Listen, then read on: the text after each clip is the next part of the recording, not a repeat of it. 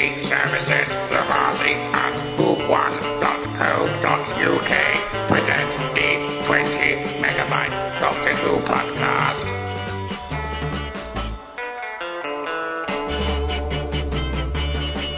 Hello and welcome to the 20 Megabyte Doctor Who podcast, episode 589. I'm Adam, and yes, I haven't got a quote, but I'm pretty sure Kirby Bartlett Sloan does. So, anyone for Dodgems? And potentially Mary Croaky Lang. Every miner needs a canary. Oh, yeah. Yes. But, okay. Master, Yes. you could have gone, my vision is impaired. Yeah, I could have done quite a lot. I could have just gone exterminate. Okay, I could have gone exterminate. Okay, I'll say exterminate. There we go. Right, so today we're going to be briefly glossing through Magician's Apprentice and The Witch's Familiar. If anybody's joined us on TikTok, for the last 8 years we've been perusing every single episode of Doctor Who in existence. Well, TV-wise. So we've arrived halfway through, more or less, the Peter Capaldi era. If you want to know what we've been talking about previously to this, you have to go to the 20 Megabyte Doctor Who podcast.podbean.com, or just go and find our group on Facebook, which will be mentioned later in the show. Yes, this is a show of sorts. Right, so I'll just open up I'll try and open up iPlayer permitting and bandwidth permitting. Isabella is upstairs. The show. Right, so the episode begins. Did you see the prologue? I'm not going to talk too much about the prologue, but did you see there was a little new series prologue? Did you watch that? New series. Fine. Wait, for this episode or for the series? So it was a prologue that she's on iPlayer. You don't get iPlayer, obviously, but I can't remember what was in it. Saw the Christmas episode last time. Yeah, so we saw the Christmas episode. The coming attractions, so they did it then, but they didn't do it at the beginning of this on Max. Yeah, well, on iPlayer and potentially, I think, on the BBC, somewhere along the line, there was a 2-minute new series prologue, which I watched prior to watching this episode. Yes, I'm sidetracking myself, which is awful. Tell us, I didn't see it. I watched as many extras as I could last night, but I don't remember that. Yes, we shouldn't be taking 3 minutes to talk about a 2-minute prologue. I'm just saying there was one there to watch. About it. I'm trying to move on. Do tell us. Do tell us. I can't remember it. I just said it was on there. Just wondered if you watched it. You didn't. Right, let's move on. Right, so the actual episode of Magician. Was it different than something that we saw in the story? I can't remember. I just wondered if you watched it. It obviously didn't have a massive effect on me. No. Right, we'll look it up somewhere. Let's get on with this. I think I saw the same thing at the end of the Christmas episode. Oh, maybe. Okay. Right, so that would have been the preview for something or other, maybe the new series. Anyway, let's get on with this. How far have we got into this episode? Not even started yet. Right, so the Magician's Apprentice starts with like a battlefield scene, lots of smoke and soldiers and planes, which gives the impression it's on Earth. Yes? I do like that this directly references Genesis of the Daleks with the mixture of weapons from old to modern to. Thank you. I really like that. Thank you, Kirby. Yeah, so it's quite atmospheric, little battling going on. It does look like so. You see the biplane going over and makes you feel it's Earth, and then you see the man trying to shoot the plane with a bow and arrow, which looks slightly out of place. But the sort of crux of this part of the story, there's a little boy sort of stranded in a hand mine field. Hand mines are a bit silly, but they're quite cheap special effects. Cool. They were cool, but they were quite cheap special effects. A hand covered in mud and an eye in the middle, which probably would have been a bit of green, which they superimposed the eye over. Anyway, they're trying to help this little boy, and he's a bit stranded. It does drag out a little bit. It didn't work out too well because I was wondering why the Doctor doesn't just materialize the TARDIS around him and take him away. Yeah, but if you see what the hand does to the gentleman who tries to initially save him, it might have had that sort of effect on the TARDIS, so it's probably best not to. But yeah, so he gets grabbed and sort of destroyed, and eventually a sonic screwdriver flies through the air, and the boy picks it up, and the Doctor tries to save him, but then he says his name is Davros, and he sort of gets the hell out of there, doesn't he? Everything kind of like I was down here with Fred yesterday. She started to watch it, got bored, but she heard Davros and was she didn't remember watching this back when, and she got very interested for a few minutes, although she found this story to be very slow. I don't blame her. Will you stop supposed to be talking about that at the end. How many times have we done this show, and it still happens every single blooming week? Right, we get slightly sort of bogged by what we're going to say about it at the end. Right, then where do we get up to? I was going to see if anybody said anything on the live feed on Facebook. This is the 20 Megabyte Doctor Who podcast Facebook group, which you can join, which is the actual name of the group. Right then, so we've got Neil James. Hi, oh my God, the other way around. I'll do it back to front. Lillian, Robin. Hi, Neil. Is this everybody? Yeah. Got a little flirting going on here. Hang on. I'll have to open up a Facebook group that's just called the 20 Megabyte Doctor Who Podcast Room, so those two can go in and just get one. Yeah, so hi, Neil. Hi, everyone. And then, Neil says, hello, glorious specimens. Have a spellbinding show. Well, we do try our best, but it doesn't seem to ever work. Yeah. Right, anyway, so back to the episode. Where's iPlayer gone? There it is. Right, back to the episode. So the title sequence, blah, blah, blah, blah. I'll skip forward that. And then they're sort of in a very smoky, what looks like a bar. This character sort of glides in on a Segway. A very strange face. We were commenting last time, how did they do that? And we concluded it was a Segway. Yeah, well, it was a pretty good conclusion. He's got a very strange face. He's got a stripy face. And he keeps on asking, he's looking for the doctor. And he obviously he arrives at various places, even the Shadow Proclamation. So a little cameo from. We're doing some real digging here, to call up to the fans. Remember this? Remember this? Yes, a little cameo from Mrs. Shadow I can't even say. Try saying that. Shadow Proclamation. Yeah, it's obviously the same actress, but she looks quite a bit different as well. Okay, maybe they couldn't be bothered to sort of wig out. And then he turns up. Oh, that's what the prologue was about. The Doctor on Khan. Yes, he was just he was talking to Mrs. Khan, the lady who's Mrs. Khan. I don't know what her blooming name is. Who is also was involved in the Eighth Doctor's regeneration into the War Doctor. That area. Anyway, yeah, so he asked her where the Doctor. Of course, he is there. He's hiding behind a rock at that stage. So, and he moves on, and then where is he next? I think there's a. He keeps the what's his face? Snake dude keeps referencing the war machines. Okay. Scoff.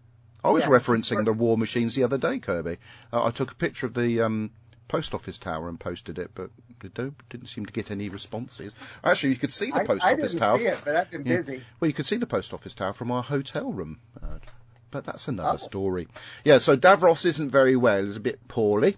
Maybe he had COVID. It was, what year was this made? I was probably a little bit before COVID. He wasn't very well anyway, but he's got this sonic screwdriver, which he's kept as a little souvenir from a Comic-Con. Oh, no, sorry. The Doctor's sonic screwdriver. So next scene is Clara at school. She's back at school. She's got over the death of Danny. But there's that's not spaceships, aeroplanes just hanging in the sky.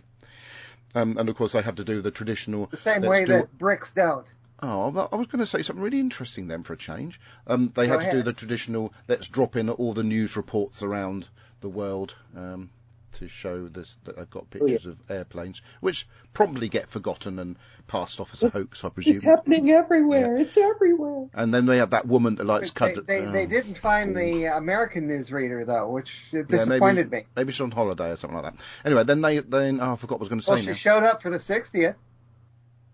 What? She showed up for the giggle, remember? Maybe she wasn't on holiday for that one. Anyway, sorry about the slightly croaky voice. Me and Mary have got croaky voices today. I've got a residual flu, cold, not man flu, sorry.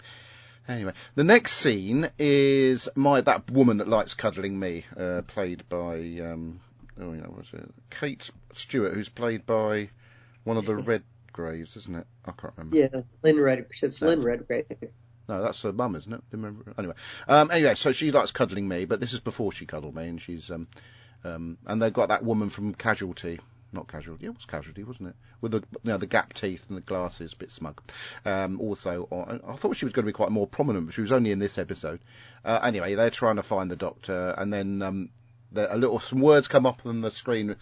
Hey, Missy, you're so fine. Blah blah blah. You know. Yeah, I like that. And and then Missy's sort of waiting to have a little meeting with Clara, actually, which. She seems quite nice. She's being nice to Clara because they both have a mutual friend in the Doctor. Clara doesn't trust her, quite rightly so, but she thinks that Missy's gone nice, so Missy kills a couple of people just to show that the lighting's a bit odd on this because you've got a couple of the cutbacks shots. Her face is well lit, and then they cut in, crop into it, and it's really sort of dark, and then it goes out again, and it's well lit, and so continuity issues Well, at one in regards point to lighting. she moves an airplane to Yeah. put some shade. You're right. The airplane shadows both of them. Oh, okay. Yeah. I stand correct. Anyway, she kills a couple of the agents. I suppose they're unit agents, aren't they? But Yeah, then that was confusing. I didn't think Unit had Men in Black. All right, thank you for that. So, Missy transports via some sort. Fred was amused that two of the pigeons decided to fight each other. Okay. Oh God, what was I just about to say? Oh yes, Missy used some sort of vortex manipulator type device to transport herself and Clara to where the Doctor is, and the Doctor's basically doing a little concert for some medieval people. I hated that whole. I absolutely did too. Absolutely hated this. Yes. Yeah, the whole scene with the tank and everything, and I remember liking it first time I saw it, but it was unnecessary. Stupid. Yeah. No, I think it was an effort to make Peter Capaldi look cool. Is all I think this is. He looks cool anyway. He doesn't need to put any effort into it. Anyway, so so he's putting on a little concert so that joke, the axe joke, could be displayed anyway. More than just the axe joke, he has this whole series of unfunny jokes. Mm-hmm. Just dad jokes. Part of why I didn't like it. Yeah, dad that whole jokes. scene is very annoying. Okay, but they're dad jokes, aren't they? Oh my goodness! Listen to us. Mary and I are agreeing. I'm just saying they're dad jokes. That's fine. Oh, really? Who are you anyway? My whole TikTok platform is based on dad jokes. There's nothing wrong with a dad joke. Anyway, so he's playing his guitar, and Missy and Clara have gone there because they're his friends, and they're going to sort of get him because after a bit of Doctor shouting and saying, oh, by the way, and there's a scene in which friend of FantasyCon Julian Seeger is in the audience. He's one of the sort of extras. He's got a bit more prominent in his roles now. But if you look very carefully, you can see Julian Seeger as one of the audience members. You see sort of says hello to Clara and gives her a big hug, which Clara finds quite confusing. And then Missy comes in, and then Snake Bloke eventually comes in. And snakes look a bit weird, don't they? In sort of, Anyway. So that chappie we were talking about earlier on, who's Davros's little crony, he's got Colony Sar, something like that, is it? Is that his name? Something like that. Yeah. Colony. I'm not going to bother looking it up. Okay. Colony Schaff or Colony Oh, Schaff. I nearly got it right. That's pretty good for me. I'm going to give myself a ding. Oh. So anyway, after sort of it results in, oh God, hang on, I've got a little circly thing going after some conversation and stuff, and the Doctor looking very serious. They get transported. Sorry about this. This is sort of I'm trying to fill these gaps. Oh yeah, they get transported to because Davros wants to have a little word with the Doctor. So off they go, and the medieval bloke, a Dalek thing comes through his forehead, and he's obviously a sort of Dalek. For no real reason, because they never even go back to the character for anything. Okay. That's right. Yeah, they right. can do, because I've had it in Doctor Who before. And they sort of get kept in a weird little spaceship that looks like a... I don't know what it looks like, actually, but it's very sort of steampunk, didn't you not think? little spaceship. Yeah. But- Master. I do have to point out one thing I did like about all these interiors on Skaro. Inferiors. The doors and the corridors are all just like from the very first Dalek story. Well, I'm sorry about that. I didn't design it. I don't know why you're having a go at me for. Anyway, right. No, I like it. Okay. Anyway, The doors are perfect. so the Doctor. The corridors are perfect. All right. Yes, thank you. The Doctor gets taken to see Davros while Missy and Clara are left in the cell, and Missy does some very amusing sort of Missy stuff. And it turns out, long story short, and all that they're actually on a planet. It's all a big sort of like a what they call like a holodeck sort of thing in Star Trek. Yeah, but why? That was never explained. Why does it need explaining? Why did they make it look like they were on a satellite or whatever, and then suddenly they discovered that they're not? It made no sense. No, Missy explains. Missy says, wouldn't you want to hide a planet that everybody hates? Ah. Yes, she does say that. On the other side of it, of course, Kirby, it's a science fiction fantasy TV show. Is it? Moving on. Anyway, so Davros, it's got, when you have a sort of, it's great acting by Julian Bleacher. What is it? Julian Bleacher, something like that. Anyway, he's like he's got a migraine. He's sitting there with his head in his hand like this. He's like pressing his head as if he's got either sore sinuses or. Anyway, so he's got the Doctor, and he can have a chat with the Doctor and talk about old times and stuff. And meanwhile, Missy sorts out the problems with this, the fact they're on a planet and that they managed to get out of this sort of place, spaceship thingy, and they're sort of then on the surface of a planet she recognises, Skaro. Yes, and I do like again the steampunk rendition of the sort of this. What do they call it? It's like the city, wasn't it? The Dalek City, or the Cardiff City. It's called the Dalek City. Yeah, it's really quite a cool steampunk version. The other thing I really enjoyed from that scene, from them sort of looking back at this excellently rendered city, it's very sort of comic book from the 1960s, I suppose you'd say, because obviously Skaro was created in the 1960s. There is a little classic Dalek that sort of meanders into view, which I thought I really enjoyed the fact that they used some other Daleks other than the RTD Daleks. They even gave lines to the special weapons Dalek. Yes, I've got one of them. Debbie gave it to me. It's on my mantelpiece. But anyway, the first Dalek is basically one of the Daleks from the original story type. Obviously, it's a rebuild, but it's beautiful, isn't it? That's a similar sort of colour scheme to the one I've got, although mine's slightly further. Yeah, my only disappointment with those classic Daleks was that they didn't have the little dish on the back to pick up the... Oh dear, well, I'm going to compile an email to our friend Stephen Moffat by way of complaint about the not having a dish on the back. Anyway, moving on. Right, so moving forward, so Missy and Clara go in to have a word with the Supreme Dalek, who seems to survive and come back quite regularly. I did notice how somebody's been polishing the Supreme Dalek. I don't know how they do that with their protuberances, but he did look very shiny. But in that room with all the Daleks together, it's so cool to have virtually every version of the Dalek that we've ever had. They didn't have the white ones from Remembrance, though, did they? Notice that? And the black Dalek. They also didn't have the Teletubby. No, that's a bit mean. Yeah. Someone made a bit of a boo-boo with them, but they still deserve to be in something or other. Anyway, so old Davros, he's a bit not feeling very good. But guess what? This is a bit of a surprise, this. Davros is sort of conning the Doctor. He cons the Doctor into giving him a little bit of his regeneration energy.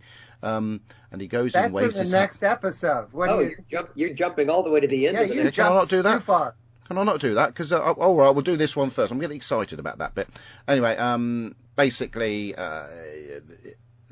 it sort of leads into the bit where Missy and Clara get shot by the Daleks, and you actually see their skeletons, so it's a really, definitely looks like they're being done in.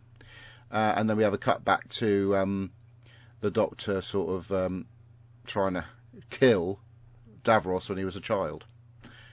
Right, so now can we talk about the next one? Yeah, we keep flashing back to that same, war zone scene. And we spend a lot of time with Missy and Clara. And what upsets me Hang is on, we're not at the end of the story yet. Every yet. comedian has to have a fall guy. And so it just becomes old so fast that every time Missy has an idea, Clara's like, oh, yeah, well, okay. Yep, completely agree with you. Oh, God, here we go. Anyway, right. One thing, though, when we were talking about this one the last time around, 9 years ago or whenever it was, we were all speculating what was the Doctor going to do? Was he going to shoot Davros? Was he all sorts of, and it was Andy who actually predicted what the Doctor was going to do. Oh, yeah. What the Doctor did was shoot all the hands and save Davros. Yeah. So, meanwhile, obviously, Missy and Clara are not dead. They've been. Missy's done one of her fancy sort of transportation thingies, and the next scene you see Clara hanging upside down by some rope, and Missy just sort of tells her of the Doctor's sort of, ways. Sharpening stick. Yeah, and we see some images of other Doctors and the Doctor sort of running and stuff, and yeah, she's been she really tells fun. where she got the idea of doing the teleportation. She got it from the Doctor. Yeah. And I've got a black screen. What's going on here? Oh, this story was way too long. Oh, Yes. I don't. That bit I will agree with you on that one. Anyway, moving on.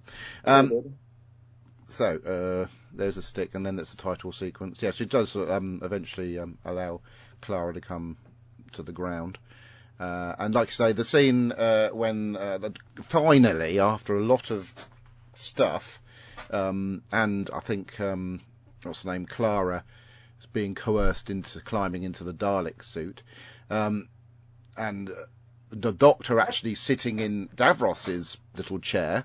There's a very funny scene of sort of the Davros sort of lying on the ground with his sort of mechanical parts hanging out. Yes, and that I liked. And the Doctor flying around amongst the Daleks look like a Dodgem car. Yeah, remember my quote. Your quote, yep.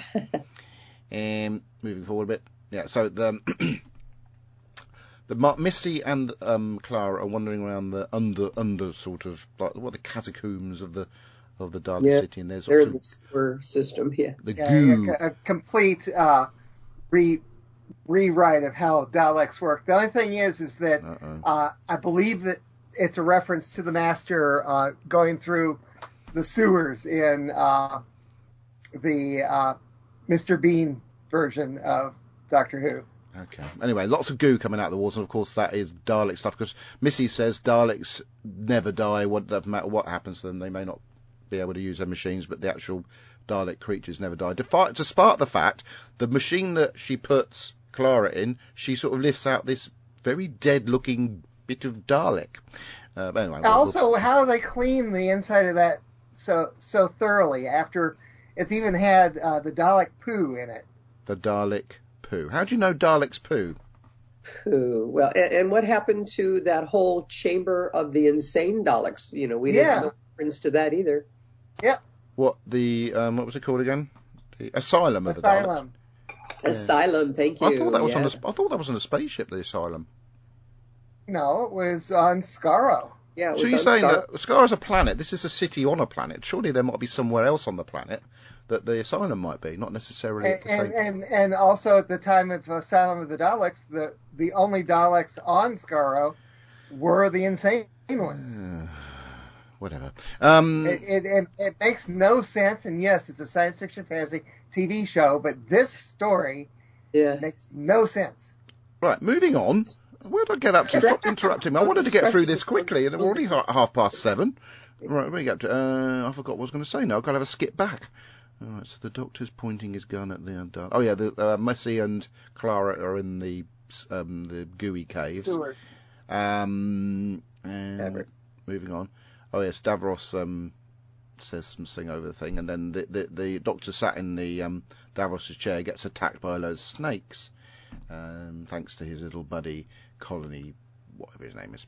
And so, moving on to... Oh, sorry? Snake Dude. Snake Dude, yes, that'll do. Clara gets chained to the wall. Since the Doctor likes to use dude. Okay, so people use dude, sorry. Sorry. Oh. I say he introduces dude. Yes. Yes. I don't think it lasts very long, so don't worry too much about it. Anyway, so so Clara, Missy deals with the Dalek. And because the goo gets in it. I know I see what you mean. They clean it up pretty quick. And maybe it's self-cleaning, this Dalek thing. Must be. It's got like a sort of thing that repels bullets and stuff. So maybe a bit of gunk is easily got rid of. Get rid of a bullet. Surely you can get rid of some gunk. Anyway, so Clara is coerced into getting into the empty Dalek shell, and Davros gets his chair back. And it was so disappointing because Master, it was so disappointing because we all thought that they would finally get around to explaining Souffle Girl. And there's lots of references to Souffle Girl. She's been in there before, yeah. Yeah, so I think I remember you saying last time we did this, there was an opportunity missed there. Whatever. Yeah. Where did I get up? I agree. Where were we? Oh, yeah, so Doctor is... I've forgotten what I'm saying, and I'm rambling. Right, so, Clara gets in the Dalek. And I do like it when she gets in the Dalek, and when she starts speaking, it translates it into Dalek language, like yes, exterminate mainly, which is quite good. That was one of the good parts of the story. Oh, there were some good parts, were there? Right. So, like I say, the Doctor is conned into helping Davros see a sunrise or sunset or something. It's a sunrise, isn't it? Giving him a little bit of regeneration energy. And then he gets sort of wrapped up in the machine, and all that regeneration energy goes into Davros and all the Daleks. Except he anticipated this. Yes. All right, I'm just saying what happened. In other words, this entire story is a serious rewrite of the Mr. Bean, the Ron Atkinson thing that Moffat also wrote. I knew you were going to do that, so I... Yes, I know, but I haven't got a problem with that. That's some great stuff. With that, I knew you were going to do that, and with the sewers. Anyway, with Clara and okay, with Clara and the Master. Get up. With Clara getting the hang of the Dalek and Missy sort of enjoying the fun of that, it was quite an amusing scene. And hang on, I'm just moving on a bit. That's right. And so they create this scene where Clara's sort of the Dalek moving Missy into the arena as her prisoner, and moving on. So there's lots of dialogue between the Doctor and Davros. Just way too much dialogue between Davros and the Doctor. Yes, I know. I'm skipping. Way too much. I think I've gone for about 5 minutes of skipping so far. Unique situation here. I keep agreeing with you, and you keep agreeing with me. I don't know. So I'm still moving forward. We actually agree on this stuff a lot more than you may think. Yeah, I know. Anyway, so after obviously God, is this? I've got to move forward a bit further than this because this really is dragging. Yes, that's the only thing I do agree with you about. It does drag quite a lot. So the Doctor gets caught in the machine, and all the regeneration energy goes around, and Davros sort of laughs about it because he thinks he's got the upper hand. I think I've got a cough developing, and I've got to release it. That was quite tame, wasn't it? Oh dear, talking too much. Right. I did the same thing a few minutes ago, but you didn't know because I muted myself. I've got too many windows open to mute myself. And if I wanted to mute myself, I've got to mute the phone for TikTok, the phone up there, which I then have to take it off, press the button, and Skype. So how am I supposed to do that all at the same time? Not possible. So apologies to listeners. It was a loud cough anyway. Oh dear. Where were we? Yeah. So then an earthquake occurs, and Missy sort of hang on, I'll cut up to the bit where the earthquake stops. So the Doctor is then presented with after Missy does she run off or pretend to be killed again? I can't remember. He sort of meets up with. Well, he tells her to run, which is that's right, because he's angry, isn't he? Because she's made out that Clara's dead. That's what it is. I remember that now. And so Clara's trying to tell the Doctor in Dalek language that she's Clara, and he's thinking about sort of destroying Clara, but hang on, why isn't the Dalek destroying him and stuff like that? And eventually he works it out. Mercy. Sorry? Yeah. Mercy. Yeah. Mercy. I'm sure a Dalek has said that before. Was it Davros back in the day? I'm sure they have used that word in the past. Well, no, it was in Pandorica Opens in the Big Bang. Oh, so that meant that Dalek must have been after Clara. Everyone said Mercy, yeah. Yeah, maybe that's why. Because we don't know what time period this is in, but it's really quite cool. Yeah, and then that. Now, I had forgotten that the Doctor had used the HADs in this episode. He's used HADs multiple times in the modern era. Again, a letter to Stephen Moffat. Kirby's really, really cross about the HADs being used a lot in Doctor Who. I'm not cross about it. I like it. Kirby likes something about it. I like the HADs. Right, so, yeah. So I picked up I haven't posted a picture of it yet, but yesterday during Free Comic Book Day, I picked up a little pewter figure of the second Doctor. It was the first person who used HADs. Yeah. He's still there. I'll post a picture later. Okay. Yeah, so that's right. So after all this, everything dies down and Missy sort of is stay behind. The Doctor goes back and sort of he saves Davros' little boy, doesn't he? And walks off into the sunset with him. Essentially. Yes. Is that right? Pretty much is. And then we get to see a preview of the rest of the series. Because he wants to find out how the word mercy got into the Dalek That's it. lexicon. That's it. Thank you, Mary. And then, obviously, then we have the preview for the next episode. Right then, so we don't have to hear about what you two think of it because you've been bleating on about it for the whole episode. So I'll just say what I think of it. Yes, I can see your point. It was a bit too long, a lot of dialogue and stuff like that. But I didn't even mind the story. I thought it was okay. But the performances of all the star characters, that's Capaldi, that's Bleach, that's Michelle Gomez and Jenna Coleman, shone through this episode. And I thoroughly enjoyed it. Having all these sort of like geeky fanwank Daleks in the episode was brilliant. And I'm afraid I came away from it really quite pleased and satisfied. I've watched a really good episodes of Doctor Who. So I really don't see what you lot are being overly fussy about. It was lots of good stuff about this. I know there was a few bad bits, but mostly really good bits. I must like Doctor Who. What's the matter with me? You can say something, but I think we don't need to hear it. But go on in, Kirby. Allow me to say something. Go on then. First of all, allow me to quote myself from 9 years ago. Oh, here we go. After we were talking about The Witch is Familiar, and we were going around. We had full house. We had Debbie, Andy, just all kinds of people. So Dandy doesn't really need to provide feedback because he's already done it last time. Maybe I just picked out what he said. Or did he fall asleep? Okay, carry on, Kirby. Anyway. Yes. I said 9 years ago, this is some of the best Doctor Who I've ever seen. I mean, I saw this 4.5 times, and I will probably whip this one out any time that I want to have some really good Doctor Who, because it's just so fantastic. Wow, you really drank Kool-Aid. Yeah, so what you're saying, Kirby, is you got grumpy. Awful. This was awful. Awful? I thoroughly disliked watching this yesterday. Yeah, that means you got grumpy. It was way too long. I don't know what the heck had gotten into me before. Grumpiness? Yeah, Michelle Gomez is great. Oh. Julian Breach is great. Right. Capaldi is great. Yes. Clara is really getting irritating. No. She's hot. It was too long. That's what she says. It was just going on and on and on about...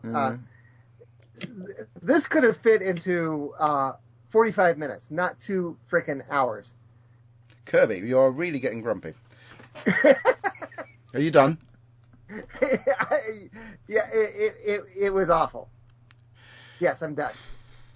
Okay.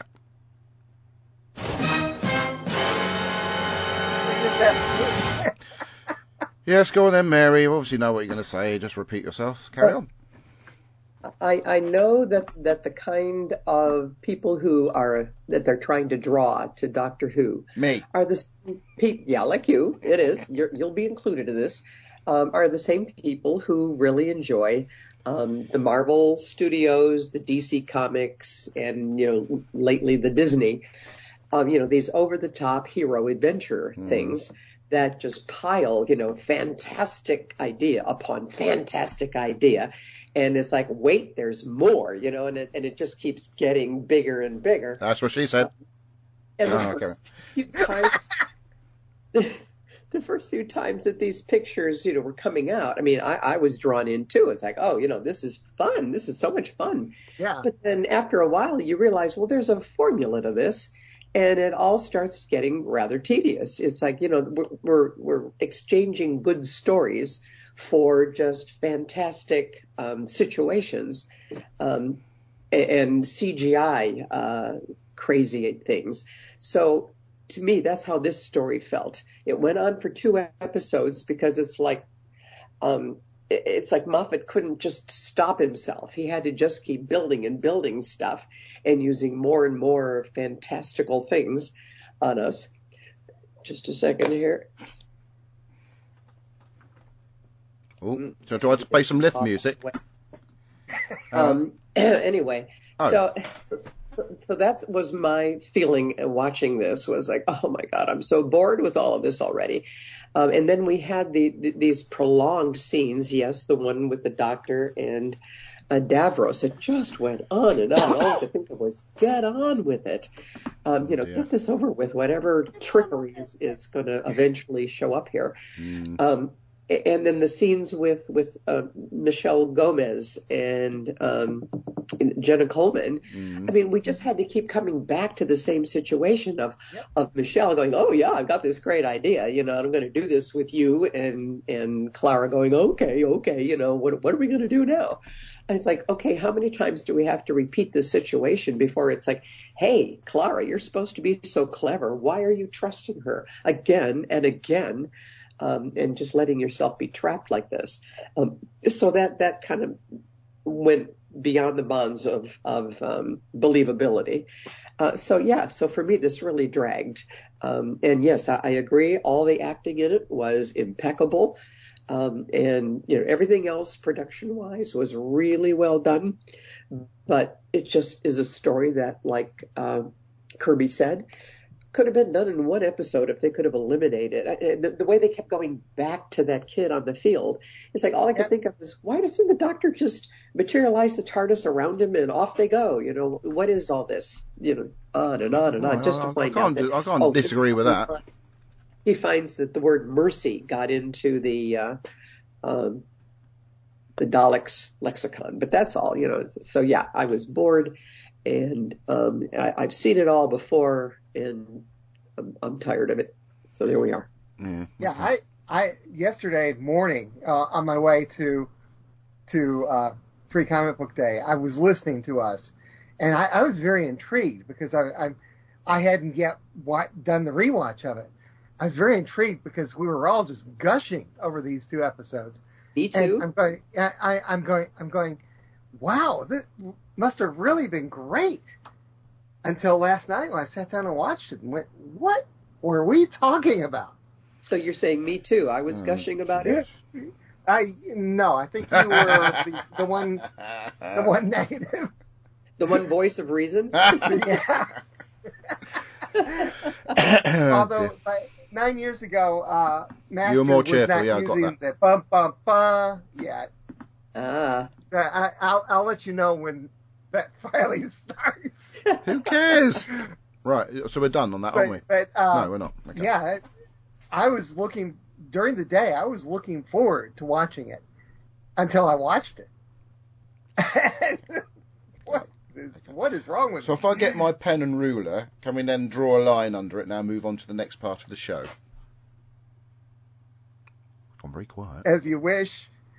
Right, we're going to do it anyway. Right then. Unfortunately, Kirby, I can't pass you over to your section of feedback because there isn't any. I've got a feedback request. Rather says it all, really, doesn't it? What? What? There's nothing on it. But it says Yes, there is. No, there isn't. It says podcast recording, Sunday, 5th of May, 7 p.m. British time to discuss Magician's Apprentice and Witches Familiar. Please provide feedback for the 20 megabyte. 20 Are you looking at the Isle of Wight version? Would you? Oh. Yeah, I might well be doing that, actually, Kirby. Oops. We normally do not get much feedback on yeah, the Doctor Who fans are hiding. Right then, go on then, Kirby.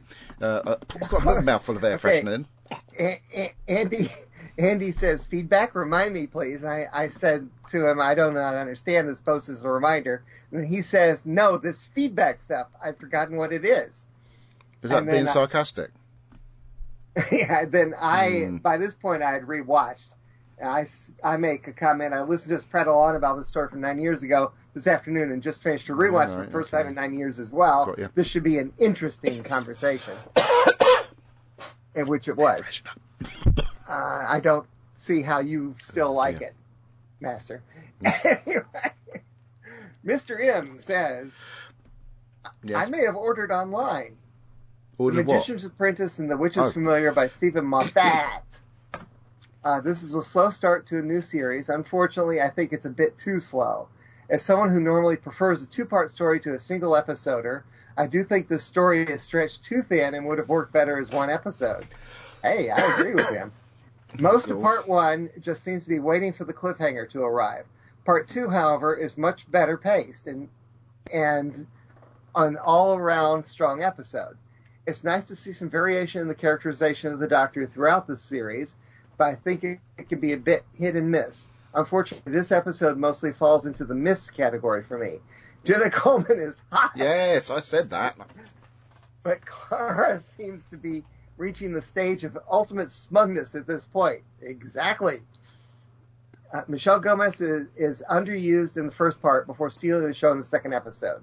Her dynamic with Clara is brilliant, and this episode shows than a spin-off series focusing on the Master/Missy could be a wonderful thing. If only there was an audio-based company that could make such things.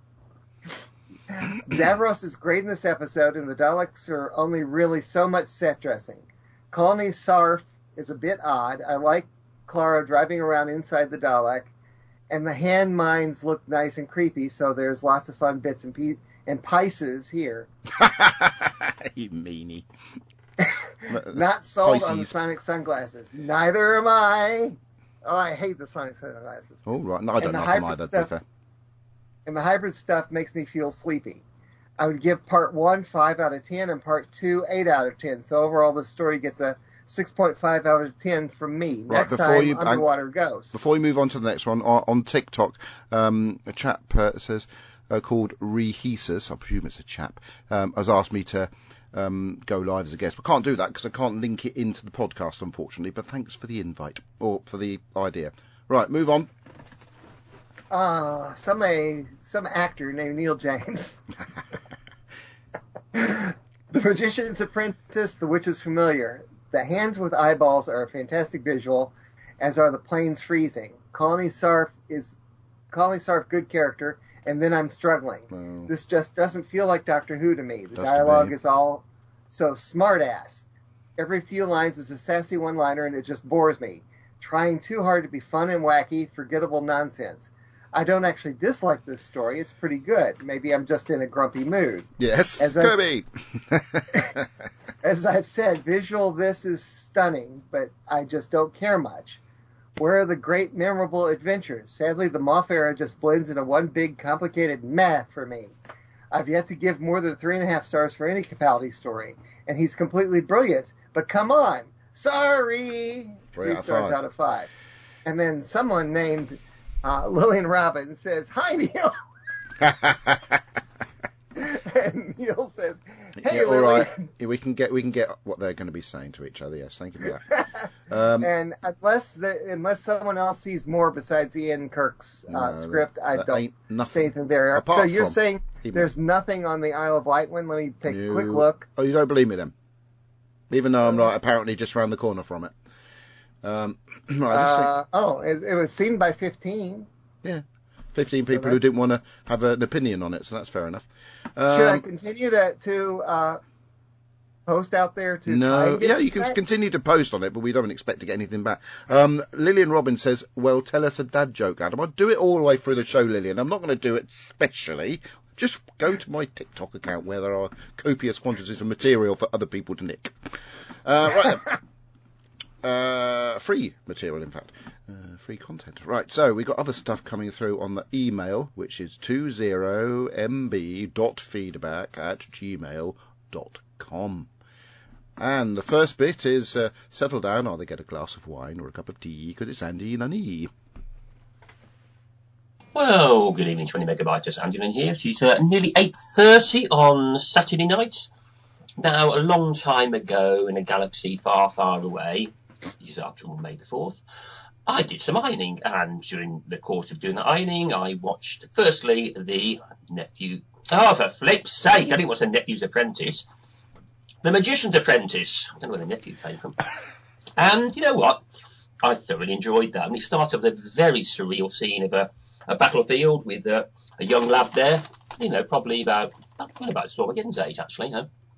And we were trying to save him. These hands coming out of the ground, and we never did find out what these hands are all about. And the doctor comes to save him, and he said, "What's your name?"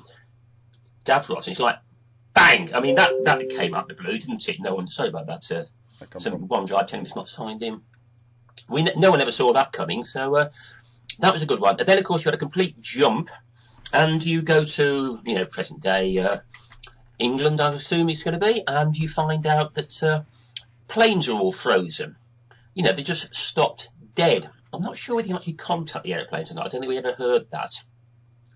But Clara's summoned to help by Eunice, and then they're contacted by Missy, and she wants to go around it. Now, again, it's difficult to understand what Missy's motive is here, because she's actually trying to find the Doctor. Now, and you know, I know we've been told all along the Doctor and the Master were close. I think let's leave it at that, what the relationship was. But, you know, they were on good terms at some point in time. And I think there still is, as we've seen throughout the course of their relationship.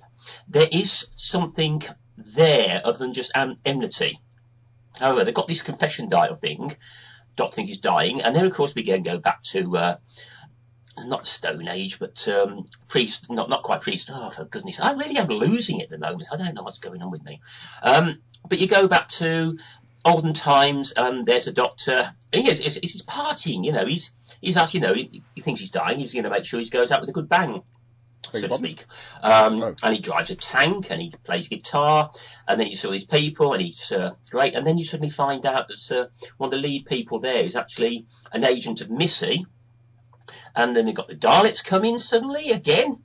It's you know, this is getting really, really complicated. And they're taken to a space station, and you've got this amazing guy that turns out to be actually made up of snakes. The station itself, of course, is an illusion because Missy walks out of an airlock and is okay. And then you end up with seeing Missy being shot, Clara being shot, the Doctor pleading for their lives, and then again you go back to the young Davros. You know, the Davros says, Doctor says, "I'm going to save you." Pulls out a gun, and you wonder what's going on. This rattled along. It really did, and the way it jumped from storyline to storyline, it kept you going. It kept me guessing, and it kept you on the end of it. It's like, I actually forgot it's a two-parter, and you come down to it, and it's like, my God, what on earth is going on here? And it really is so complex, confusing. It just sets so much up for part 2.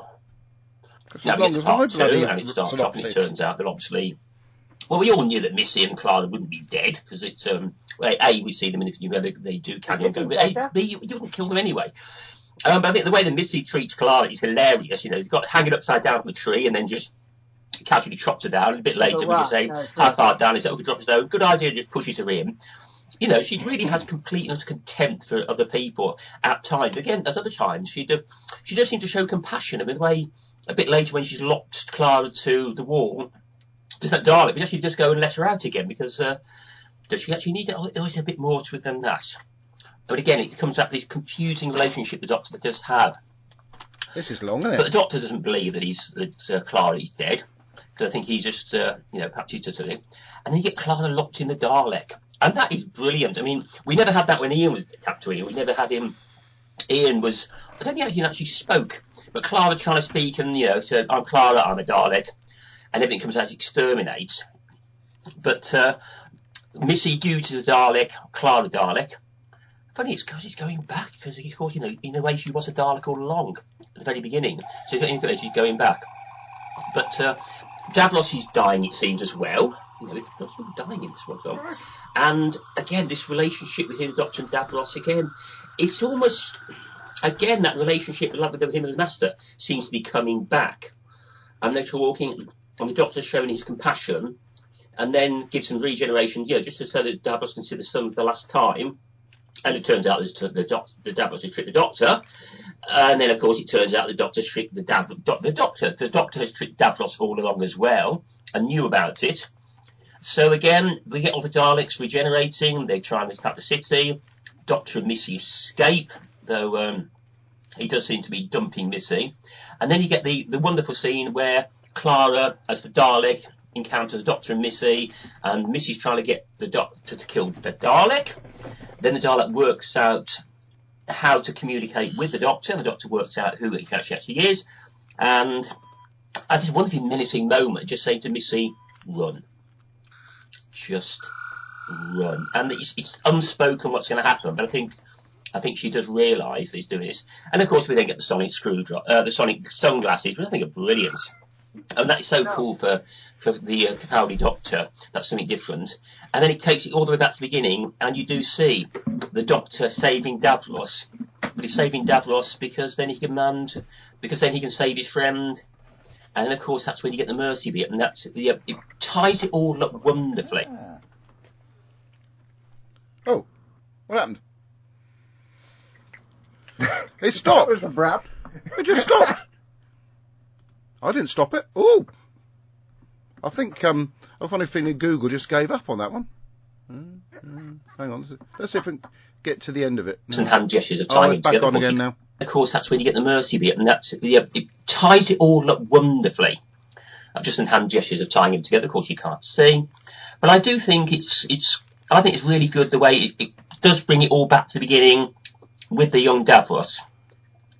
And I just thought this was a really good story. You certainly see there was reference to the past. We talked about the Simon Daleks with Clara being a Dalek, with Ian being a Dalek. I think wasn't there one in one of the third Doctors where somebody's a Dalek? I like the bit about the only chair on Scarrow, which is great because there being no humanoid beings, therefore you won't do it. And the cross references to Genesis of the Dalek with the way they both Davros and the Doctor both talk, and it does mirror a great deal the way the Davros and the Doctor talked in there. And of course we get the "Am I a good man? No, you are not a good doctor," and it just leaves a lot hanging there. Oh, for God's sake! Why does it keep stopping, Andy? What have you done to it?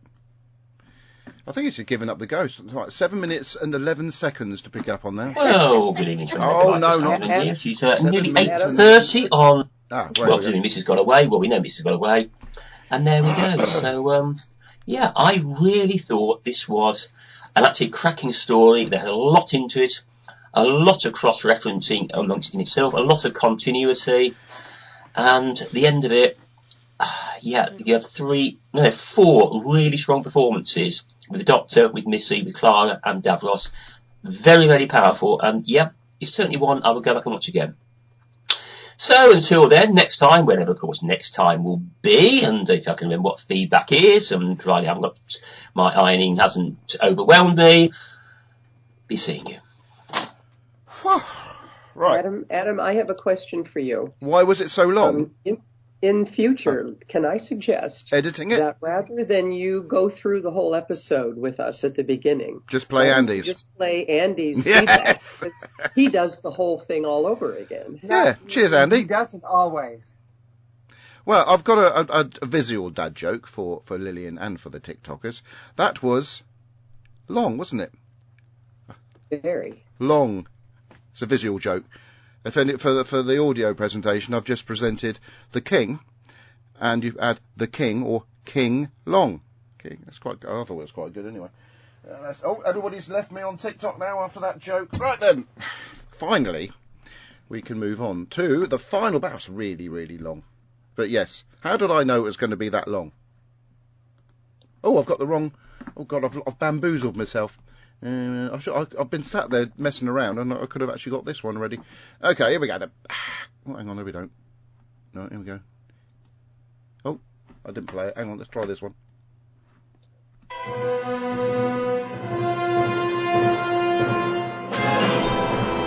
Hello, 20 Megabyte Podcast. This is Ian Kirk. He's got a gravelly voice too. Hello, Ian. The Magician's Apprentice and Witch's Familiar by Stephen Moffat. The Doctor does anachronistic comedy in medieval England, such as calling his guitar an axe. Whatever happened to that tank? Moffat pays tribute to Bill and Ted with a trip to old Europe, and his own Curse of the Fatal Death with a trip to the sewers. Yes. Yep. The car leads are being palmed off with hand mines. Mm. The Doctor's future is so bright he has to wear shades. The future's so bright, I gotta wear shades. Very good. Clara gets shoved down the hole, handcuffed to a wall, trapped in a Dalek, and Missy threatens to eat her. No wonder she decided to be Queen Victoria instead. Ha. Yeah. Missy gets killed at the end. I'm not dead. He says he's not dead. Doctor Who is back next week. Yes. 1820, Saturday the 11th of May, with 2 episodes. Available from midnight on iPlayer. Right. Bye for now. Well, And thank you. earlier Thank you, than Ian. that for us Americans. I can't believe we finally got to the end of that segment. Oh, my God. I did pre-warn people to potentially get a glass of wine and a cup of tea for Andy's feedback. Right, let's see if anybody's still awake on the Facebook. Yeah, we are. Lillian's got a laughing face emoji. I suppose that's probably my His Majesty joke. Right, now I've got to try and tune into what we normally do at this time of the show, which is... Oh, I was going to send Mary some... Hang on, I've just realised there's nothing... Mary something. No, there's nothing from... There's nothing Nothing from the from the Mileses. God, it must have been a bad episode, mustn't it? Or episodes. Yeah, you could have sent it to me long before now. Yeah, well, nothing from the Mileses unless they sent it such a long time ago, which they haven't. Dear, that's all. Things are getting bad on this show. Right. No, they're not. Pardon? No, they're not. Okay, if you say so. It's still enjoyable. I'm sorry that I'm going to miss next week. You don't even listen to the show. You just participate and listen to the show 9 years behind where we actually were. Right, so the next section of the show, if I remember rightly, is Doctor Who News. Right, so if I can find it first. Of course, I mean, somebody actually did allude to the fact that Doctor Who, that's Ian, wasn't it, that Doctor Who starts on the day before my birthday, which is the day before our birthday. So I won't get to see it. I couldn't. The first thing you're probably going to note is the free comic book day of Doctor Who. Unfortunately, they were out of it when I got to the comic book store. Okay, that's not what I was going to talk about. Never mind. What I was actually going to talk about, and I've forgotten it. Oh, yeah, so Doctor Who's back on Saturday the 11th, and I won't be able to watch it because I'm doing a wedding. And then the next day is Portsmouth Comic Con and my birthday and the podcast birthday, and I'm going to be rather tied up. But I have essentially got more thorough interviewing rights because I have actually emailed or got an email from them saying, "Oh, do you want to? I'll arrange for you if you want to interview any of the guests." And as mentioned before, 2 of the guests are Sylvester McCoy and Paul McGann. I have interviewed them before. Master, so we are not recording on the 12th? I'm pretty sure I already established this. It's my birthday, for goodness sake. No, I don't think we got that far into. I mean, I think you guys did start discussing it a few weeks ago, and I got bored. I'm not going to get back in time. I'm going to be in Portsmouth. We're on the 5 o'clock ferry. Okay, so no recording on the 12th. Let me delete. It's my birthday. And I'm probably not going to be available anyway. Yeah, thank you, Mary. Right, Doctor Who. Oh, sorry. And I'll definitely not be available. Yeah, Okay. that's our Mother's all right. Day here. I definitely won't be available. So there we go. We can't do a show. Right, so Doctor Who news in reverse order. The 15th Doctor Free Comic Book Day. I told you I wasn't going to talk about it, Kirby. Yeah, that's about it. Isn't there something you can download, though? It says readers can find their local participating store here. Well, we haven't got one. Doctor Who magazine celebrates 50 years of the Fourth Doctor. Every picture I see of Tom Baker, he looks more and more thin. But he's obviously still around and about. He's got 19, you know. Yeah. Ice hot. He looks good. I mean, I like thin. He's smiling and everything, but he just is so thin. Yeah. Ice hot. New anthology of short stories set in Doctor Who's Paradise Towers has been announced by Observer That should Books. be interesting. Yeah. Will it? Okay. Where are we? It's 25th. Is that what's the date? Oh yeah, I think then we come back to the latest issue of Doctor Who magazine marks the return of Doctor Who to television, and pictures of Shooty and Millie in their 60s garb on the front cover. Yeah, I am so excited for the new stories coming up, but unfortunately, I am so busy next weekend. I probably won't be able to see it until Monday. Well, yeah, I'll probably get to see it maybe on Sunday. No, I can't get it on Sunday. I'll have to watch it late on Saturday night, I think. The only way I'm going to get to see it. Otherwise, when it's going to be up. We're going to, when we get around to talking about Under the Lake Before the Flood, we're going to discuss the story, the shooting ones that we have seen briefly, correct? Yeah, just to talk about what we liked, disliked about it. Not the synopsis, obviously. But, no, that's basically what we're going to do. Right then. Okay. So that's covered the Doctor Who news part of things. God, my mouse gone. Maybe I need a pot of noodle or something to keep me going. Right, so I can move on from Doctor Who news to... When is the new Doctor Who going to be on Disney? Disney Plus, isn't it? Not Disney. Is it Disney Plus? It's Disney Plus, and that's what I was referencing earlier. We are actually going to, since it's coming out at the exact same time, streaming for everybody. We are actually here in the States. We're going to see it in the early evening, right before. Oh, woohoo! So we get to see it at 7:00.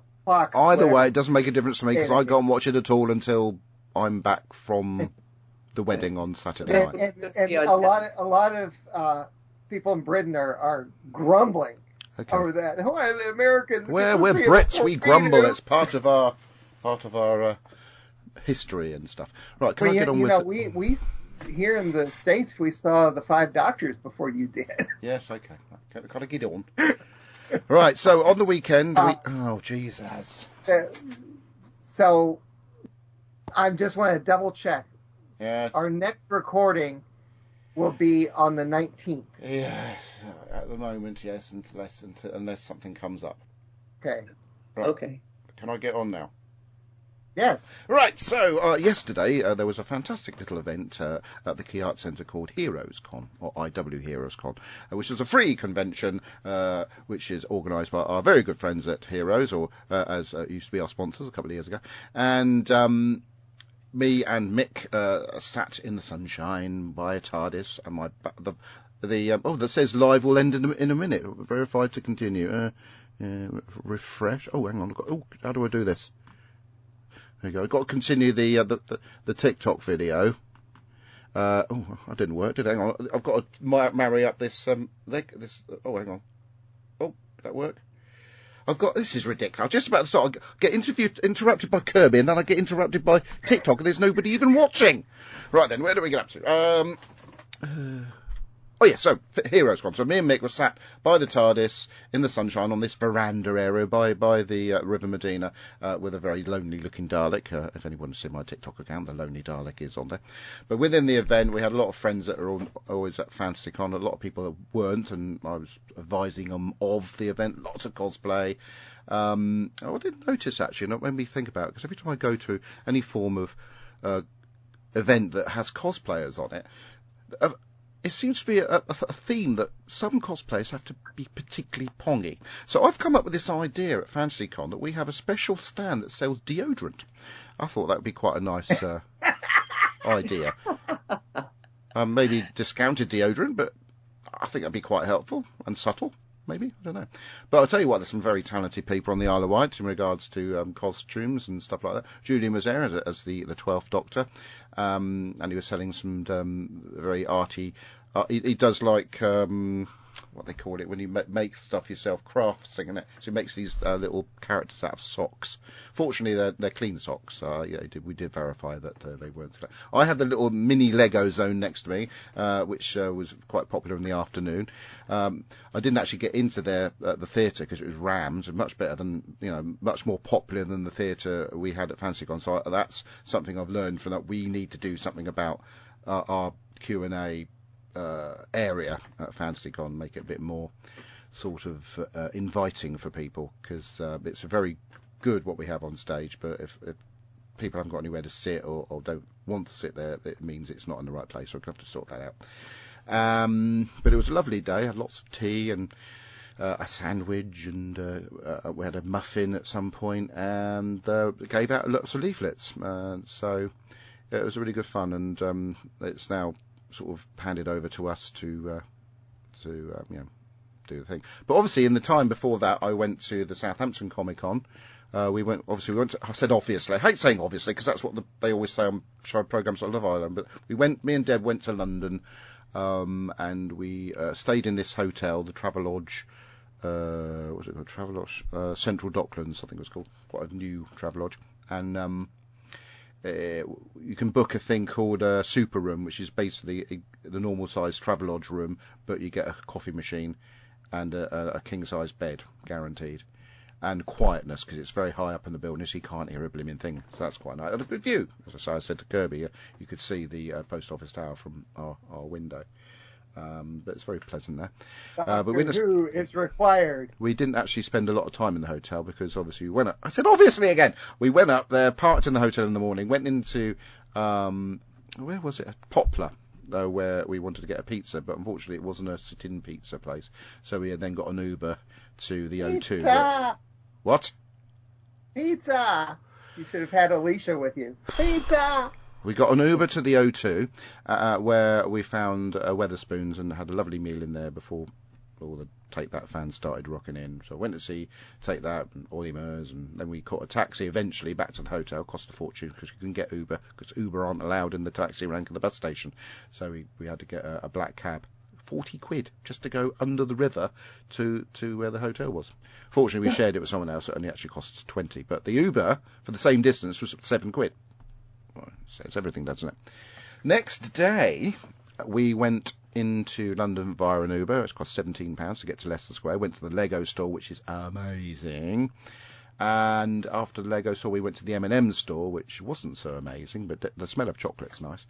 And then we sort of found randomly the theatre where we were actually going to end up. But before going to the theatre, because we had a little bit of time to burn, Deb, after several previous trips, really wanted to go to a Primark in Regent Street, I think it is. So I took her to Primark, like a good husband I am. We went upstairs to a Greggs and had a snack.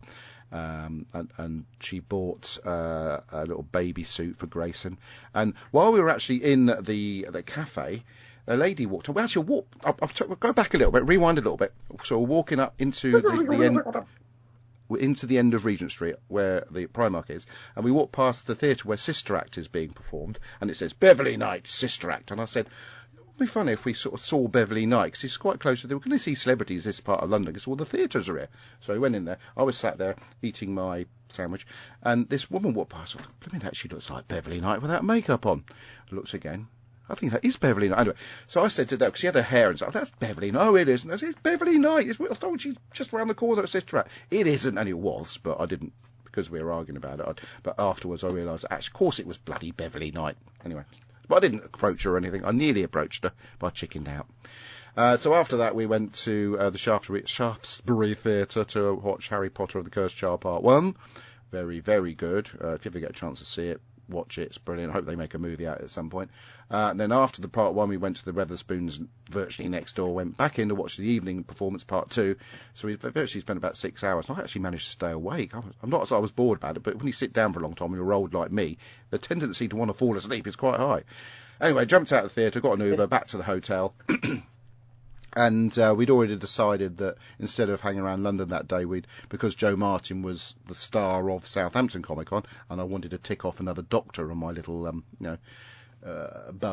list, we went to the Southampton Comic Con, which size-wise is similar to about half of our event. Lots of people there, a few from the Isle of Wight, including Julian as the 12th Doctor. Obviously met Jo, lovely lady, had a little video with her and a photograph, and that didn't take up much of the day, and then we went back to the Isle of Wight. The next day, Mick and I went to the Southampton Brick Festival. It's like a Lego thingy. Absolutely rammed with people, desperate to get cheap Lego sets and stuff. It was really good. But by about 4 hours in, most of the good stuff had gone. So because I think Isabella and Owen wanted to come over to that, but Owen was working, so they didn't get over in time to actually get the most of it. So we arranged to meet them in the Lego store in Southampton, which is what we did. We did that, went back to the other way. So that's basically, see how I covered that quite quickly? So it can be done. Just saying. It was a very, very pleasant time. And of course after that it was sort of like a little icing on the cake was the Heroes Con yesterday. So I don't know what else to say really. Now it's full steam ahead planning, and I'll get Wednesdays off now because I've given up Wednesdays at work, so I've got an extra day to organise Fantasy Con or catch up on wedding work. So, as far as what I've been watching this week, I've moved on very quickly. Unless you want to ask me any questions, you did some stuff like that, didn't you, Kirby, over the week? No, yes. But I'll talk about it. Not really. I made the decision too late in the day, to go to Free Comic Book Day. Oh yes, so you I went said to about that. Yes. the place that I tend to go to most, which is Dr. No's Comics. Now you mentioned comics. And, You mentioned comics. Thank you for that. You've reminded me, because then I can go back to Heroes Con. Carry on, and then I'll go back to I'll do a little rewind. Okay. Anyway, so I got over there. I did not ask. Fred was asleep, so I didn't tell her that I was going. And when I got there and picked up my free comic books, I got a phone call. Where are you? So I had to go back home and grab her, and then we went back there, and then I noticed this little store in the same shopping center I'd never seen before called Second Chance Toys and Collectibles, and went in there, and it was chock-a-block full of action figures and Lego. I'll say Lego, not Leg. Someone said Legos. Recently. And it was really, really neat. I'm definitely going back in there when I'm more prepared. But I picked up, like I said, a little Second Doctor pewter figure, which I'm about to post a picture on Facebook, etc. Splendid. And then I came home and bored myself by watching the thing we just talked about. Right, can I get back on again? Now Yes. you reminded me. Right, so I'll just rewind to last year's FantasyCon. I will be posting some pictures about this particular event, but I have got some photographs of Dan Digby and Rob Mead approaching Craig Fairbrass and having a chat with him. The TikTok's going to run out in a minute. Oh, get on with it. Little did I know that what they are actually talking to him, because they have their own comic company. They're called Corkhead Comics. So Dan is the artist, and they have another artist and story writer, and they have a character called Hardcore Hair, which I have a action figure of here. I'll just hold it up to the other camera. Really cool. Very. This has just come out. Very exclusive, and he's connected to the character Hardcore Hair in the comics.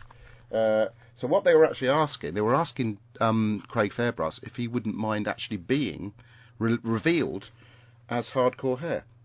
Craig obviously said yes, because which is the one that's got this picture here on this Hardcore Hair comic is of the reveal that Craig Fairbrass is Hardcore Hair, and it's so cool. So I will try and plug. Works real good on an audio podcast. Yep. Well, if you watch the video, which nobody is, you better see it. I'm just pulling your. So Yes, there's three comics out, different versions of. There they are. And there they are. And so what I recommend is I will eventually try and find a bit more details. But if you go to isleofwightheroes.co.uk, iwheroes.co.uk, there will be information about Corkhead Comics and how to find their website and how to get your hands on these quite rare at the moment and quite, original, new comics. Now, there is a rumour, and it's only a rumour, that Craig Fairbrass loves this so much, and he's in films and stuff, that there may be a resulting film based on these comics. So, get your hands on them early, that's what I say. Yes. Did you get any pictures of yourself with Joe Martin? Yes, I did. Did you not see them? I saw them. I posted I haven't scanned the picture in yet. I'll get that for you in a minute. But I thought the video was more interesting, Mary. Yeah, I like the video. I put the video on TikTok, and there's two videos. One of me and Joe close up with my phone, and another one that Deb filmed me having my picture taken with her. But look, there's the hardcore hair figure. Isn't it bloody cool? I don't really visit TikTok, so I'd like to see some pictures posted. I'll get the picture for you. I haven't scanned it in, but it's here, Mary. If you watch the I'll see if I can, hang on. I'll have to switch it over to this and put it up there, so that, hopefully you'll be able to see it all right. Can you see it? Oh yeah, there you go. Oh, nice. Yeah, that's me and the lovely Jo Martin, because I have to say she is rather lovely. I'll lower it down a bit. There we go. Yeah, nice picture. Yeah, so yeah, she's lovely, and she was very kind to. I had to pay for it though to do the videos, but she, they weren't sure about the protocols in regards to videos, but I got one anyway, and I'm very pleased with it. But yes, so somebody's coming in. Ooh, this is very. Oh, of course you're driving. Owen passed his driving test, by the way. Anyway, so the TikTok version of this is going to have to end because I'm running out of battery. So anybody that joined the TikTok thing, thank you very much. Join us next time. Goodbye. Is that ended now? Ended now. There you go. Yes. What's the matter, Rowan? Absolutely nothing. I just wanted to watch you. I was doing a TikTok live, basically because it's handy having two phones, just so you can do you can do the Facebook stream on that one, TikTok stream on that one. But the trouble is that I didn't charge the battery up for that, so it's died ahead of time. What I watched this week. Played some PlayStation, didn't we? Played some driving games, which we will get back to, Owen. So don't worry. Is she in there? I'm talking to you. Shut the door. I get into trouble for being too loud. I used to get in trouble like that when Debbie Melrose used to do the podcast here with me. So we've been playing driving games on the PlayStation, and we need to get back into that. And what else was I going to say? What have we been watching this week? I haven't been much. I've been watching like Death in Paradise and things to catch up. Maths Australia, and I actually have been watching something when you get around to me. I will do. I'm just trying to think of anything interesting. Lots of archaeological. I've been actually trying to write my history book more than actually watching stuff. And sports, lots and lots of sports, because the football season's coming to the end, and winning lots of money as well. So don't tell anybody. Ipswich up in the Prem now. They are, but I'm not bothered about that. All right then. So go on then, Kirby. I because of all the excitement of Ncuti Gatwa as starting up as the Doctor. Yeah. I decided to go and start watching this show called Sex Education. I haven't watched that yet. It's supposed to be very good. I've watched the first series and really liked it. It's very good. Although he's a teenager in it, so it's kind of. Well, he plays a teenager in it. Yeah, it's kind of strange that because I saw him first as a Doctor, but it's good. It's very good. Is that it? Yeah. Okay. The other thing we started watching is Clarkson's Farm just started up a new series, so Clarkson's Farm 3. That's anyway, moving on. Mary, go on. This is your starring role. I've ordered Master. I've ordered something that will arrive on Wednesday. A Blu-ray, freshly restored copy of Hardware Wars. Oh, yes. You don't know what Hardware Wars is. It was the very first parody of Star Wars. Came out in 1978. It's hilarious. Okay. No, I didn't know that, but And yes. I'll send you a link to a less than perfect copy that's on YouTube. Right. I think you just spoke over Mary. The bit Mary's been really looking forward to it, her starring role in the show. Yes. Yeah, my favorite part of the show, yes. Yeah. Well, outside of a lot of baseball and basketball, the one thing that I have been watching that I highly recommend if you can get your hands on it is a series called Fargo. I don't know if either of you saw the movie Fargo. I'm aware of it, but I've never seen it. Oh my gosh, it's a wonderful in that it is so well done. It's a murder mystery, sort of. But it is full of so many oddball and out of blue things that happen. And it's a true story, and that is what makes it all the more difficult to accept, as people really do this. It's like one bad decision leads to another until people have gone way over the what is acceptable stuff. But anyway, Fargo as a movie by the Coen brothers, it's so good. So then now there's a series. There's a series called Fargo. And it's been going on since 2019, I think. And I'm on season 3. And each one of Series. Oh, no. Stop it, Kirby. I'm joking. each one of the seasons, series, whatever you want to call it. Again, it's like the movie Fargo. These are true stories of murder things that have happened, and all the people involved. And it's so creative. It's so full of oddball things, but at the same time, you have to accept the fact that this really happened. These people really did what they did. So, yeah, I highly, highly recommend. If anybody, right now, it's all on Hulu. If anyone has Hulu, I definitely recommend you tune in and watch Fargo. I think there's 5 seasons. Oh, was that it? Oh, thank you, Mary. The other thing I forgot to mention is me and Deb went to watch a film called Fall Guy last night. Oh no, not last night. Night before last, which is Ryan Gosling and Emily Blunt's sort of homage to the old Lee Majors TV series, but done in modern sort of, and a different story and stuff. But it's really, really quite a cool film. It's a bit too long. It's the only I can say. Over 2 hours long. They certainly could have condensed it down a bit.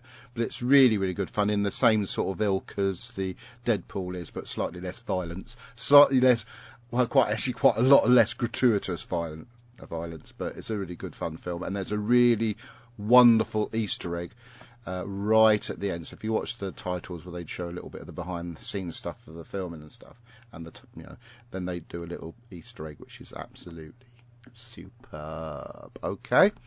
Right, so I've actually closed the window down, which would have actually told me the title of the next Doctor Who story that we're going to be reviewing. Under the Lake Before the Flood. Eh? What did you say?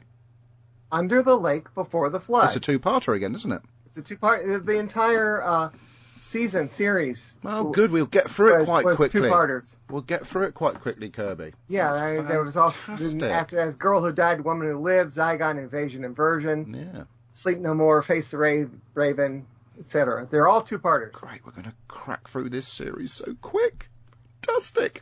I hope so, because some of them are real. Be quiet. Although there's one of the most brilliant stories ever is in this season as well. Yeah. Okay. And unfortunately, Tim Drury reviewed that one this week, and he hated it. Okay. Whatever. Anyway. Also, Heaven Sent is the one I'm referring to. The other thing I forgot to mention, I may have mentioned, but maybe I forgot to mention. I don't know. This on my birthday, going over to Portsmouth Comic Con, we're also collecting my Dalek that day, and I've had to buy a shed for the Dalek to be kept in the garden, and the shed has cost most of the cost of the Dalek. So the Dalek was a certain amount of money, and the shed was about £100 less than what the Dalek cost. But Deb won't have it sitting in the garden because she thinks the foxes are going to wee on it. So she wants it in a shed. She doesn't mind the foxes weeing on the shed, but she does mind the foxes weeing on the Dalek. But there you go. That's the end of that little story. So, like I say, so next week we can't do it. Might not be to do it on the 19th. Depends. Kyle has a pantomime that he's in East Cowes. If it doesn't finish in time, we can't record. But at the moment, I'm going to think it's likely to finish well, because it's a 3 o'clock panto. It's likely to finish well before our recording time. I just have to remember to watch. And every place is within walking distance on the Isle of Wight. So. Well, that is, because they have to go to the floating bridge, but certainly it is. But won't be walking, because I finish work at 3 and the panto starts at 3, so that's a bit of an issue. Well, you'll just have to run on the 26th of May. Mary, oh Mary, she's still there. Was she done an Andy? Oh, you are still there, Mary. Right then, so put your hands over your ears. Good, right. Me and Deb are going to Manchester to Sorry, I had my microphone off. Sorry. Me and Deb are going to Manchester to finally, after all the years we planned to do it and never got around to it, do the Coronation Street tour. Where we're doing the deluxe version, where you get to meet one of the cast members, and we're just hoping it's not Ryan or Gary, who are the two. Mm-hmm. That's the character names of the cast. Well, it's Ryan and Mikey North and Ryan. Can't remember his surname. It's who we met a couple of weeks ago at Medina Theatre. So we're hoping it's not them, or potentially any of the other Coronation Street cast members that we've already met. So we want it to be Ken Barlow, really, because he was in it when I liked Coronation Street, but I don't think he's. So when are you going? When is this happening? We're travelling up on the 25th. And going to the tour on the 26th, and then coming back to the island to enjoy my week off. I'm going to want details. I said to close your ears because you're going to get jealous. So it certainly won't be doing the show that week. No recording on the 26th? And there won't be any recording on the 2nd either. You're going to get very cross, Kirby, because Take That are in Southampton, so we'll be going over to watch that. Oh, okay. No, I'm not going to be cross. It's just I want to make sure that I have things figured out. So... Yes. No recording next week, recording the week after, and then no recording until June the 9th. Of June. And then there won't be any recording. There were the 9th and 16th looks okay, apart from 16th as Father's Day, but that's my day or my father-in-law's day, so I don't know if that, or Kyle's day. I don't know if it has any bearing on me at all. But certainly not on the 23rd, because that's the Isle of Wight Festival. And I'm doing a show on the 30th. So I can't do then either, but then the 7th is okay. Okay, you're doing show on the 14th. Too far in advance. Well, I'll be a bit nearer the time. The 21st. Why is it so? Then 21st of July is okay. I'm just going to ask you again in a few weeks. Grayson's christening, but I can do that week. Keep going. And then we're into August, so yeah. But by then, at least the second series of Capaldi will be out of the way, won't it? Yes. So until then, I'm rushing straight into the goodbyes. Something's come through on the live feed. Oh, hang on, I have to open up this other window so I can read it properly. And I are communicating. Okay. Right, well, Lillian Robin, thank you, Lillian, for continuing to watch the show under these circumstances, says, in a 2014 interview, the show's executive producer, Noah Hawley, clarified the true story episode introductions by saying the show, it's all just made up. And referring to Fargo, and Mary Blitz Lang. All of it? Or did they just embellish the stories? And that's as far as that conversation went. Yep. So, by the way, another thing that's going to be quite interesting to you guys, that may have an impact on the production of the podcast, is that you may or may not be aware that in January of 2023, I put in a insurance claim because there are cracks appearing in our walls of our house from the outside, and those cracks, after being years on the outside of the wall, have not only got bigger but have now moved to the inside of the house. And that was, sorry, I had something on my head then. And now the crack, somebody came in and filled the cracks up, and they were occasionally coming in to check the drains and stuff like that. But the cracks have now moved to the back of the house, up to the top of the house, the other side of the house, and a bloke came the other day and said, you're going to have to move out because we need to go to do some work on it, and then alluded to the possibility that the house is not likely to need to be rebuilt because it's not in good condition. So if we're in the position where we have to move everything out of the house, move to another place while they do what they need to do with this one, I don't know what's going to happen. So everything's a bit up in the air there. So I'm just going to continue with life as normal for the time being, but there's going to be some upheaval in more ways than one over the next few months. Is your house like freestanding, or are you attached to other buildings? It's an end terrace, but there's a passageway between us and next door, but you can visibly see the house leaning over towards next door's house. But that's been like that for months. And these insurance people, who I've already put in a complaint in about, have just been dawdling and dawdling and dawdling. If they'd actually fixed the house a year ago, because they could actually stabilise the foundations then and then just rebuilt the outer wall, then we wouldn't be in the situation that basically it's cracking like an egg at the moment. The cracks everywhere. So yeah, I'm not happy. We'll be complaining still further, but it obviously, if things happen quickly and we're having to move out and stuff like that, it will have an impact on the production of the show. Even if new Doctor Who's out, it'll just be we won't be able to do it because I'll be in so much muddles with everything. I won't be able to set up the computer to do work or to do podcasting or do anything. I might be able to do the odd TikTok here and there, but 2-hour shows are probably unlikely to happen, but we'll see what happens. All right. I mean, if I'm suddenly you don't hear from me, it's because the house has fallen on top of us. There you go. What else? Lillian continues. Lillian continues. The Coens also said the movie is not true, although it's based on some real things that didn't happen there. It's often listed as of true movies, aren't there? Oh, there aren't. Sorry. And then Mary says, oh well, but the movie and the TV show are fun to watch, aren't they? I think I should stay out of this conversation. Right, what's the time? I think we should wrap it up. What do you reckon, Kirby? Huh? I think we should wrap it up, like Adam and the Ants.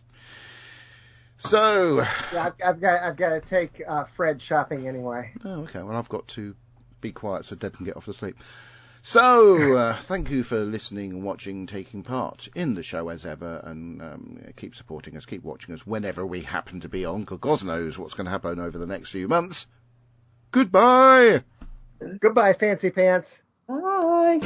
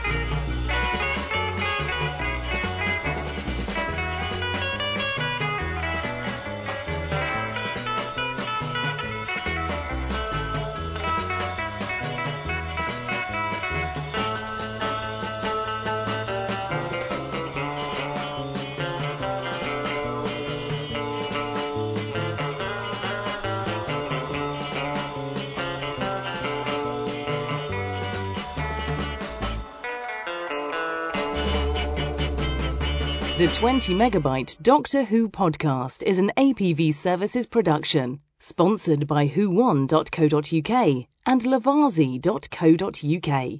We are proud members of the Doctor Who Podcast Alliance. Doctor Who is a trademark of the BBC. No copyright infringement intended. The music on this podcast is covered by limited online music license from PRS for Music.